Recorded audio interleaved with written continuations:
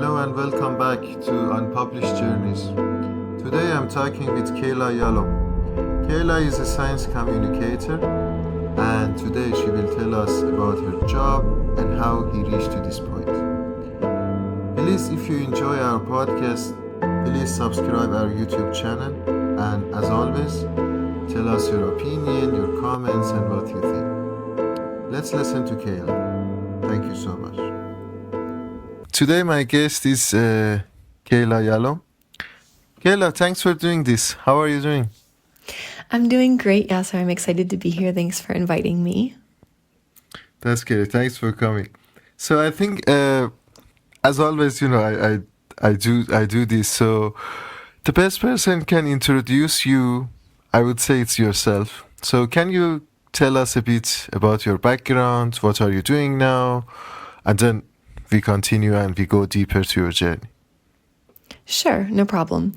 So I grew up in the United States and I did my undergraduate in philosophy of science and chemistry at Northeastern University in Boston, Massachusetts.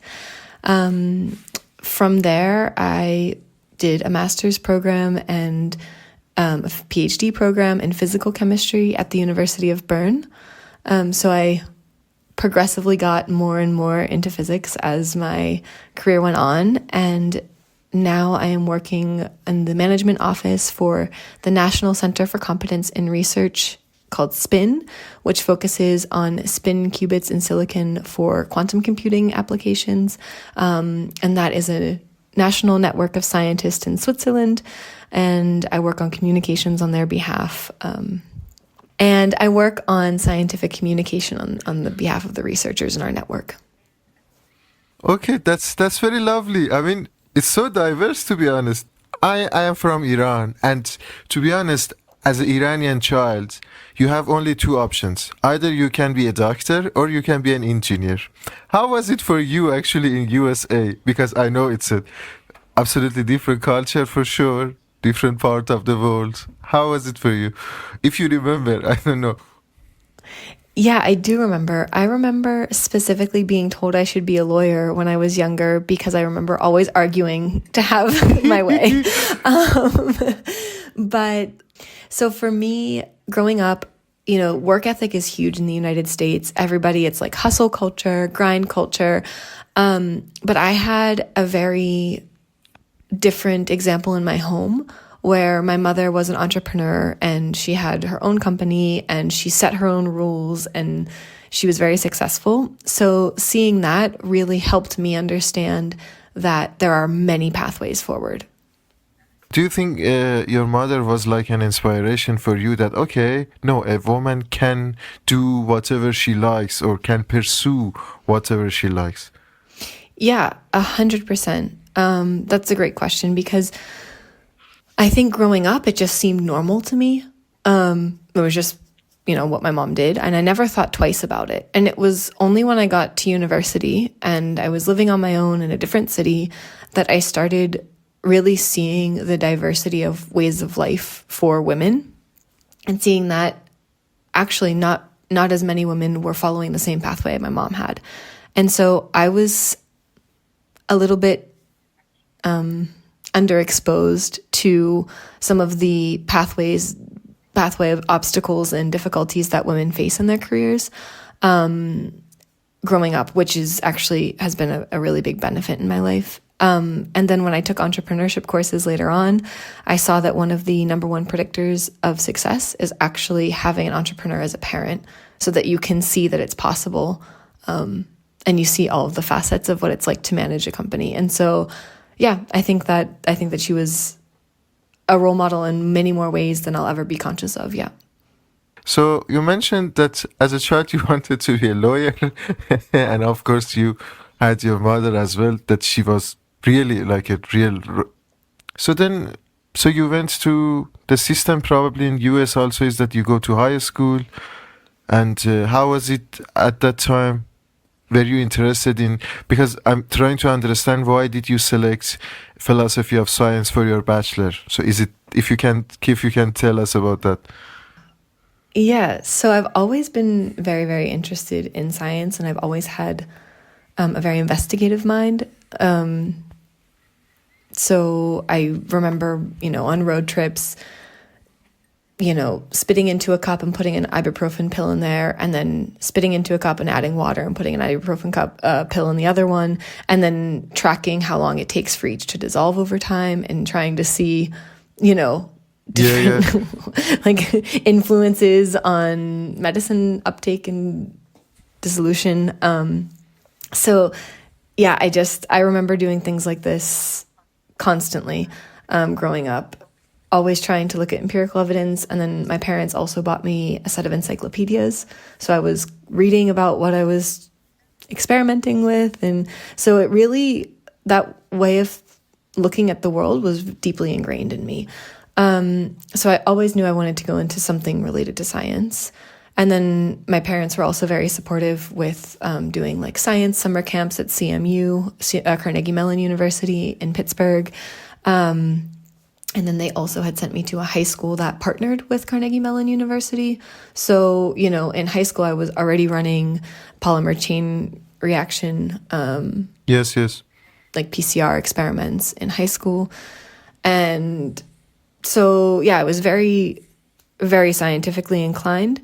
But the other thing in high school that was really important was that our teachers explained a lot about how science is done, the history of science, why we do science certain ways. And I remember being very captivated by this about, why it's important to do multiple trials and, the importance of reproducibility. And I also remember at some point presenting a model of paradigm shifts in science as a sinusoidal wave and trying to mathematically deduce how much evidence does it take to push us into a new paradigm. A lot of these things were already ingrained. And then when I went to university, there was a wonderful philosophy of science department, and Professor Rory Smead at Northeastern, huge shout out to him because he really made the double major possible for me. That's amazing, because to be honest, I should tell you, science is different than knowledge. And a lot of people who are in science, they are, the scientists, they don't know that. They think, I was listening to a guy in his talk in a conference, and he said, science is existing for thousands of years. And I said, no, actually that was knowledge, and science exists from 18th century when they defined what that means as a science, what that means. And it is interesting really that it's very different. So let me ask you, so you finished your bachelor in philosophy of science, and what came after that? Yeah, so I did, in my bachelor for philosophy of science, I also did chemistry at the same time. So I did the double major there. As part of the chemistry program, I actually had a Swiss professor who set up something called a Dialogue of Civilizations, which is a research project abroad. And we did this in Switzerland. So I was actually able to come to Switzerland and do a research project with the Swiss Institute of Public Health and Novartis, centered on medicinal chemistry for tropical diseases. And it was at that point that I kind of honed in on Switzerland as a really nice place to learn and to be and to really build something for myself, with also a great host of professional options. So that was the parts that you, let's say, linked your journey to Switzerland. I understand. And just a question, you said you had a double major bachelor. Means that, do you have two bachelors, or how do you define? So technically it's one bachelor, but a double major. Not two separate bachelor programs. And the reason why it's not two separate bachelor programs is because for the philosophy of science program, we had to take certain science courses. So obviously the courses that I was taking already for chemistry would count as my credits necessary for science. And then vice versa, for the science credits in the US, you have to take certain intra-level courses to, different ways of writing or communicating or philosophy. And so a lot of those courses that I was taking for the philosophy of science major counted also towards the chemistry one. So it's not quite two different degrees. Ah, I understand. But does it take more than 4 years, or it's just... Yeah, it's slightly more than 4 years. I took 4.5 years to do it. So yeah. You did the bachelor, and then what came after that? After that, I started my master's degree in Switzerland at the University of Bern. And this was whenever I decided to really pursue physical chemistry. So it's kind of interesting. When I was in high school, the only exam I ever failed was in chemistry. And then I went on to become a chemist in bachelor's. And then in my bachelor, the only exam I ever failed was quantum chemistry and spectroscopy. And of course, I took that as just a challenge. And I think every time I got those grades back, it was always the first exam of the year. And that's when it hit me like, oh, this is something that requires, like, this is a real challenge that I can get interested in and that I can get, invested in. And that really motivates me to move forward and dig into that and, find a passion in the challenge. So I always kind of followed my failures, I should say. That's very interesting. I know, for example, you failed your chemistry subject or your spectroscopy subject, but yeah, I'm trying to, understand how you felt, because if I fail a course or a certain topic, does not necessarily means that I am not good at it, or maybe I hate that topic. I think it could have many different reasons. And it's great that, you invested that and then you became interested in that and then you followed that.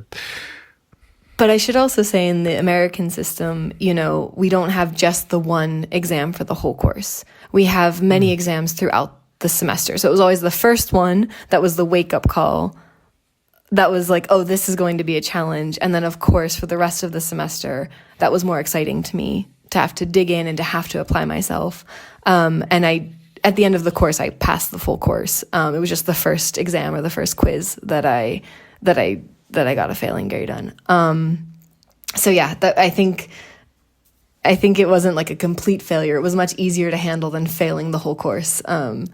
But yes, it was very motivating to see that there was something that could be an exciting challenge. Before I go in details about your master degree, let me ask, so how was you moved from US to Switzerland? Obviously, both of these countries, they considered as a Western civilization. So I presume, I have not been in US, I don't know. I presume the culturally should be similar. But how was it for you? Did you feel like, like a cultural shock, or was it difficult coming from a big country like US to Switzerland, which is relatively a small country? Yeah, that's actually a really interesting question, because I think the real culture shocks only happened after I was here for about a year or so. In the beginning, I think I expected everything to be different, and I had a language barrier, a pretty big language barrier. I live in the French-speaking part, so I didn't speak any French when I moved here, and I was studying in the German-speaking part, and I didn't speak any German, let alone Swiss German. So I think a lot of the things that maybe were cultural, I just interpreted in the beginning as language barrier issues.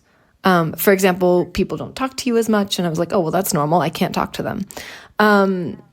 After learning the language and being able to speak to people and communicate, it was when I went back to the US and to visit my family, and everyone was very talkative and complimenting everything and always constantly just talking, that I realized that's when I had the actual culture shock, I think, was more in those moments. Also, I do think there can be a bit more of a culture shock sometimes going from a city on the East Coast in the US to another part of the US, as there was going from a city in the US to a city in Switzerland. I have to say that, there's many ways of life, and I think in general in cities, especially international cities, the difference tends to be very, like, a lot smaller. I understand. Yeah. Because I presume, US is huge, so you're right. East and West, they have a different culture. Well, but I mean, also in Switzerland, I take one train ride and it's all of a sudden a different language, different architecture, different food, different everything. So, I mean, not to say the culture is very diverse in Switzerland as well, but I think I should say the approach to life. Yeah. Because I think in general, the approach to life stays the same in Switzerland, even if you're celebrating the onion market in Bern, or if you're celebrating Carnival in Basel or anything. But the mindset stays the same. Thanks for explaining. So you find this master program in spectroscopy. Precisely, I know you worked with laser. That's the maximum I know. That's the maximum. So how was your master time? Just tell us more about that. So the master was great. The master project I actually started, I didn't get onto lasers until the PhD. The master project I did on designing a sensitive external quantum efficiency experiment. So basically what that means is, how many of our impeding photons on a solar panel actually produce an electron that's in a current. So I had to develop that. I was sensitive down to picoamps, which was a pretty nice sensitivity to get. And I just worked on developing this project, but it was a steady state project. So there wasn't as much of the kinetic modeling and everything and evolution over time as I did in the PhD. So you finished your master, and then I presume you had options that going to industry or maybe even going to a different country. Why did it motivate you to do a PhD? I guess in theory I had options. But, as I said, growing up, that spirit of investigation, I always knew that the peak moment for me to investigate in my life would be a PhD. And I always knew that was something I wanted to do. I always knew that I wanted to take that opportunity to have 4 years set aside to investigate something I'm interested in. And so for me, there wasn't so much of a choice, actually. This was something I had to do for myself to feel successful and satisfied with my life. And then why I chose to do it here in Switzerland was because my master's project, the supervisor, I really enjoyed my time working with her. It was Natalie Banerjee in the Femtomat group. And she had offered me this position, and I was just so excited to take it. I had already seen what the laser lab was like downstairs, and I just knew I wanted to work there.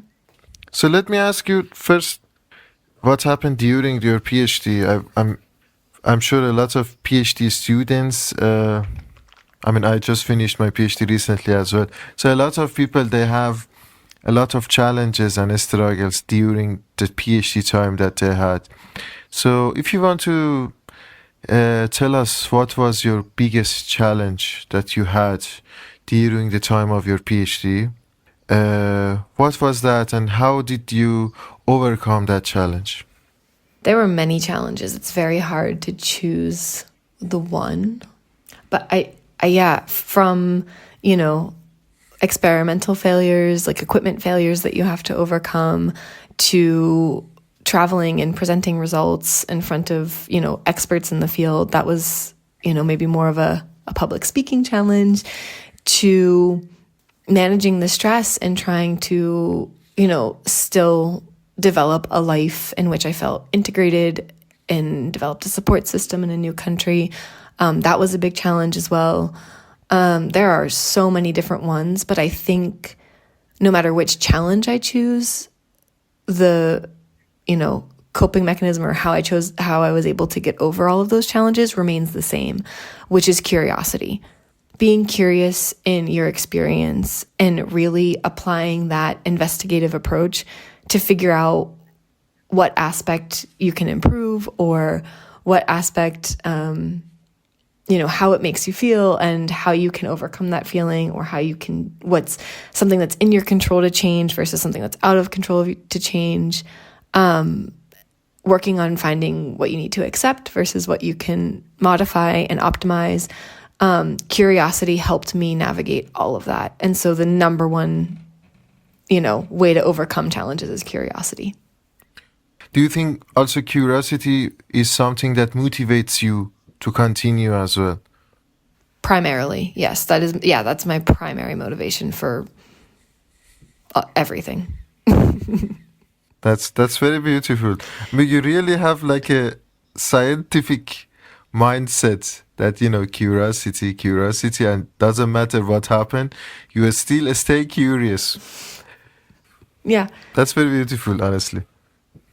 I mean, you have to, otherwise, because, especially when you are in a challenging situation, and it's very easy to get in your emotional, maybe you're upset with something, or maybe you feel discouraged, and it's okay to feel those things. It really is. But in order to make a difference, curiosity helps put some space between that feeling and the actions that you need to take to move forward.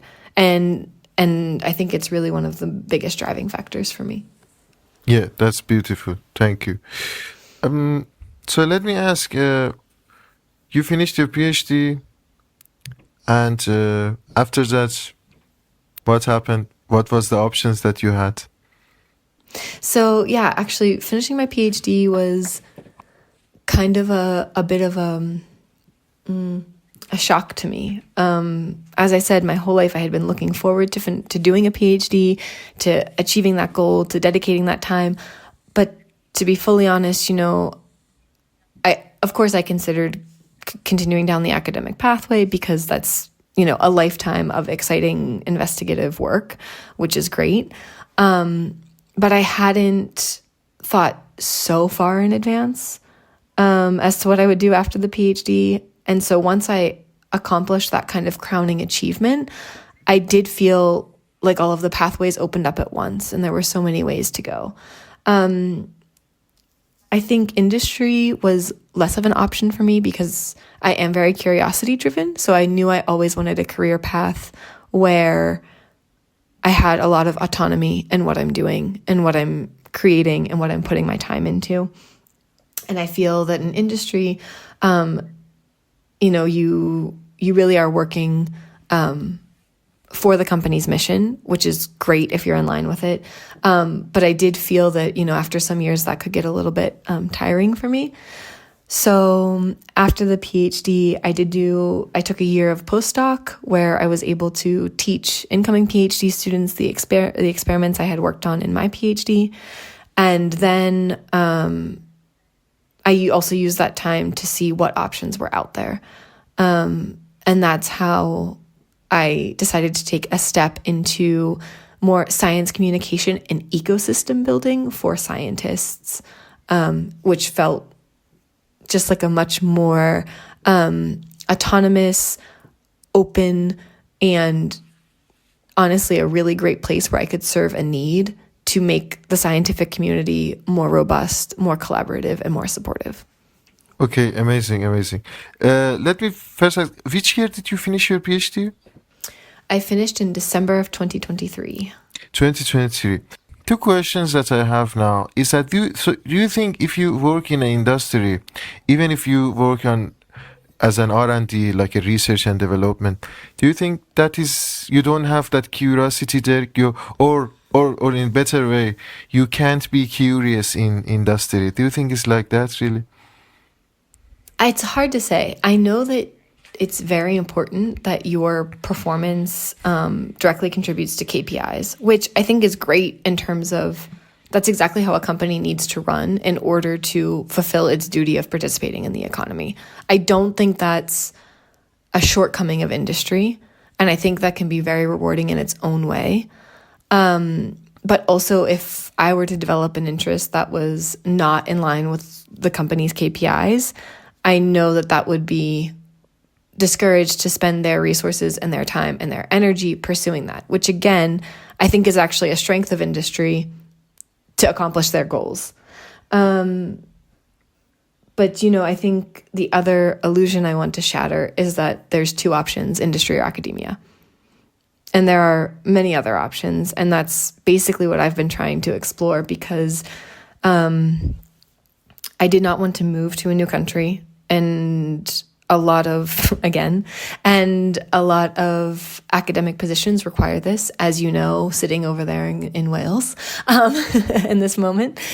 And so I wanted to find a secret third option, and I want to tell other people about it. And that's why I moved into science policy and science communication, which are, I call them academic adjacent, which keeps the spirit that I love about academia, while also allowing for a little bit more stability in my living situation. Yeah. Okay, I understand. Let me ask you the next question about this curiosity topic that you mentioned, because it makes me think, to be honest. Of course, academia should be driven by curiosity, but I have the feeling that at the moment, the current let's say financial situation in academia, if you want to get a fund, if you want to get a research grant, is in a way that you are kind of restrained, so you cannot really follow full curiosity that you have. Maybe there is a question that is very interesting, but if this question doesn't fit to, let's say, current, I would call it fashion, current scientific fashions, then you cannot get any funding or any support for that. And then you have to say, okay, then I need to, find something that it is able to get a fund. Because I was asking a friend that why do you work on the, like a topic like recently had the chemistry Nobel Prize, this metal organic frameworks. And then he told me, yeah, I'm not really interested in that. Yeah, sir, but the main reason is that there is money there, so you can get funding. That's the reason I'm working on that. So it is kind of against curiosity. Do you think is it against nature of the academia or nature of the scientific research, this current situation kind of? That's actually a very interesting point. With budget cuts pretty globally in going into research, we are having to make choices about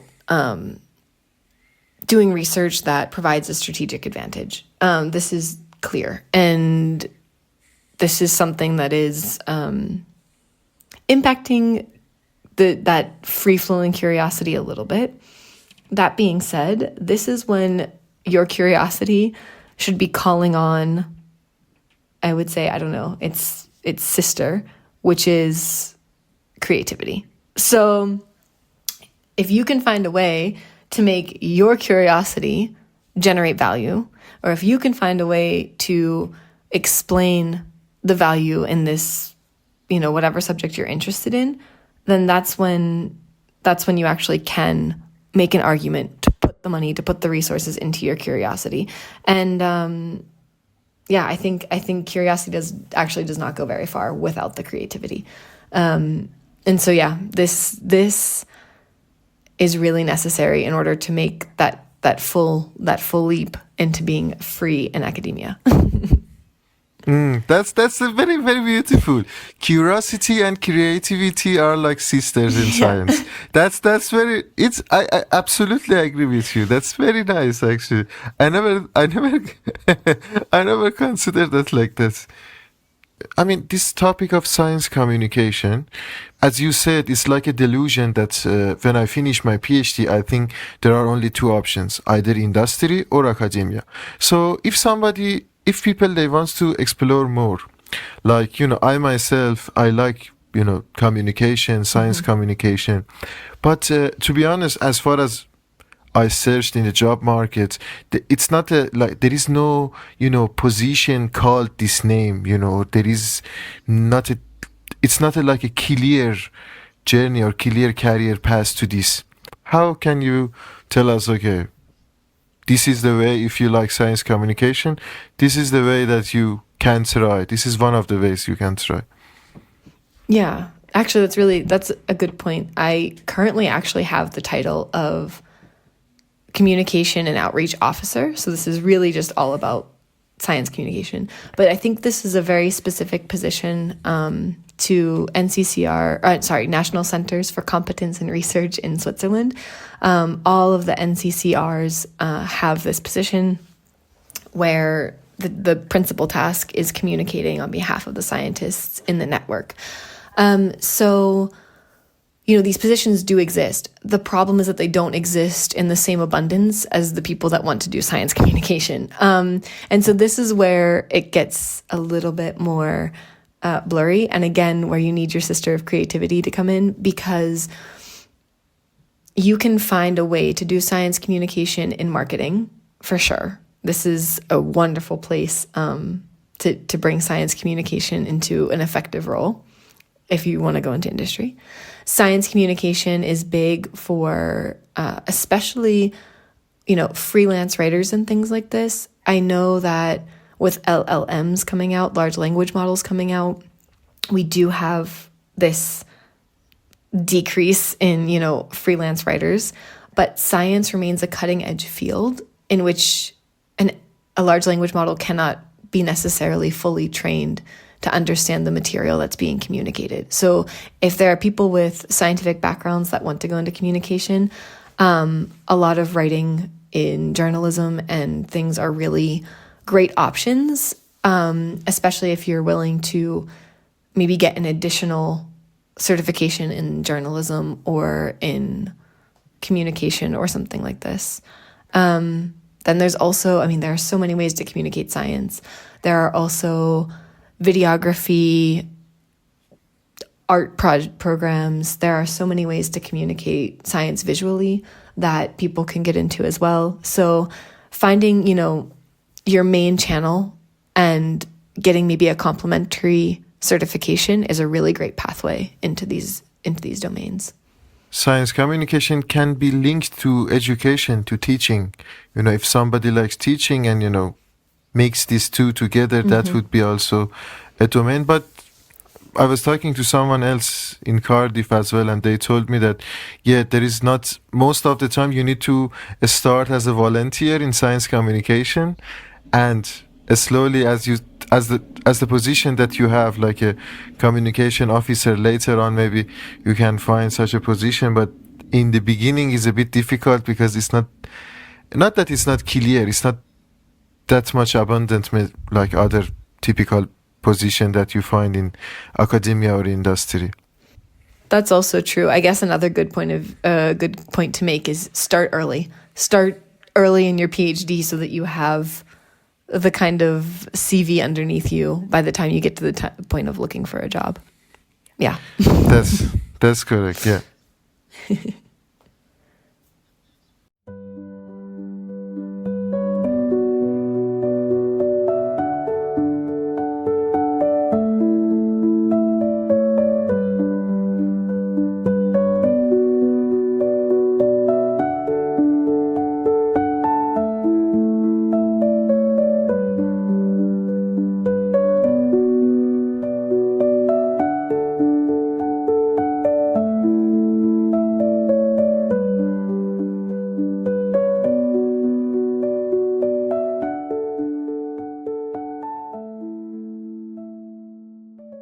What do you do in your daily basis job?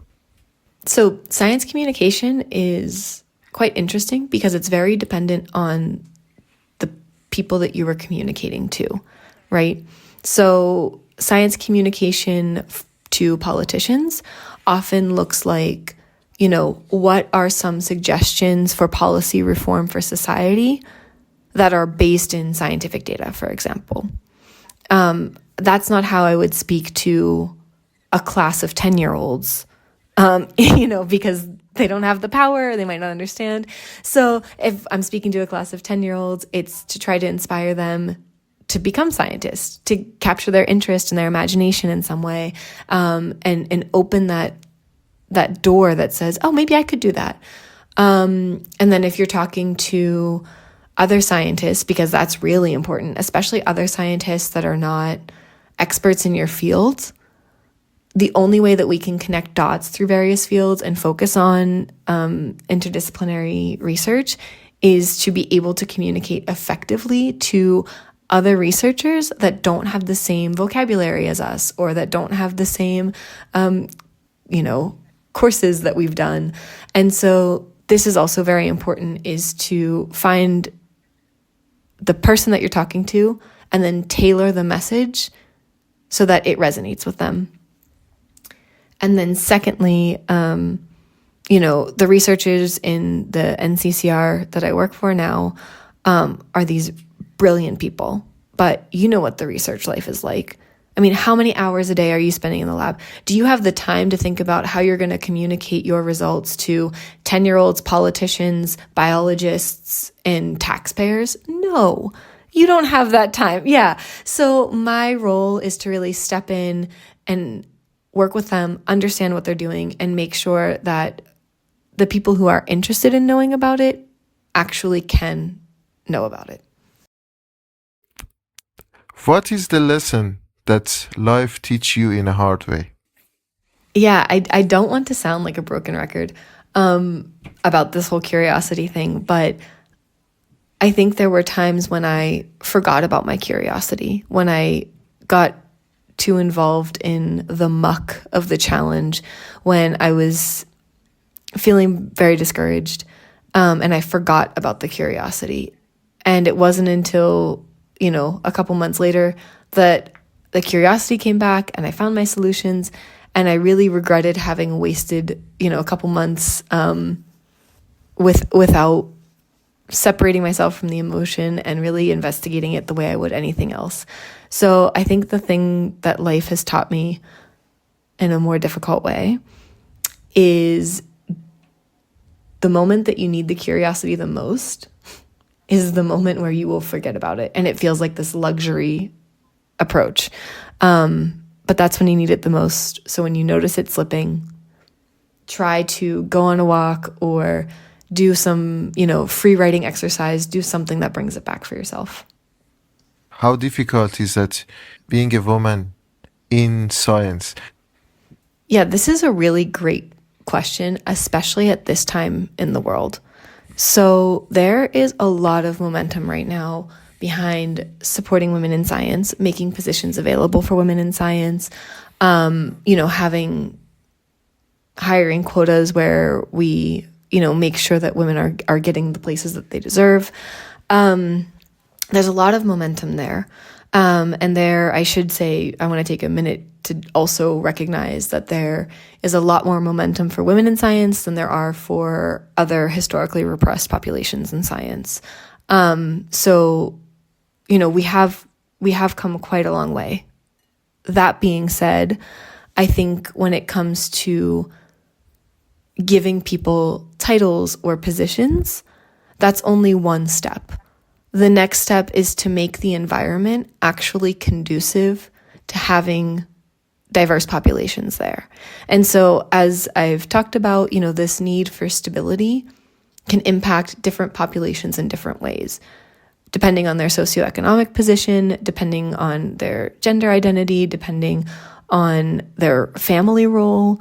And so this requirement of mobility or these requirements of instability that we have in academia are not actually attainable for all populations, depending again on the resources they have available, on their dependence on a support system or not. And so I think the next step is making the positions conducive to various populations and making sure that everybody can thrive once they get the title or once they get the position. And I think that is something that we can still do better for women in science and for everybody. Did you feel any obstacles or not really? Yes, of course. So yeah, I think from my point of view, a lot of it comes from the family roles that we're expected to play. It's very hard to take care of your parents when you are moving from one place to another in many different situations. It depends what your responsibilities are in your personal life. And so, yeah, prioritizing staying in one place often requires a sacrifice of this academic dream. And that has been a huge barrier, amongst others, which are unfortunately very common, of people misappropriating work, taking credit where it's not due. I started a student association. I've seen many people come to me with different experiences like this. So yes, I've seen many of these obstacles, unfortunately, but we need to keep moving forward and keep making it better. Thanks for explaining. Thank you so much. Kaila, any last points that you want to share? Yeah, I think especially the advice that I would have liked to have heard going through this is really the importance of curiosity and creativity. The fact that the pathway that is before you is up to nobody but yourself. You get to optimize across all of the variables. If you want work-life balance, if you want freedom in your work, if you want high performance or high salary, or if you want to be in a certain place at a certain time, you can optimize across all of those variables. And the key to doing that is curiosity and creativity. Figuring out which variables need to be optimized and then having the creativity to find a solution to optimize it. Yeah, and that's my best advice. Kaila Yallum, thank you so much. Thanks to you. I'm so happy to be here again. Thank you, Yasser. Thank you so much for listening to Unpublished Journeys. I hope that you enjoyed this episode with Kaila. Please support us. Please subscribe our YouTube channel. And as always, please tell us your comments, your opinion, and how can we improve. Until the next episode, take care.